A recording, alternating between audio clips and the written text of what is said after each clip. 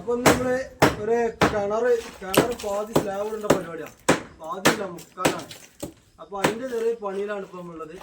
അപ്പം എന്ത് ചെയ്യാ, ഫസ്റ്റ് നമ്മൾ ഈ ഭാഗങ്ങളൊക്കെ പൊളിച്ച് സെറ്റ് ആക്കാണ്.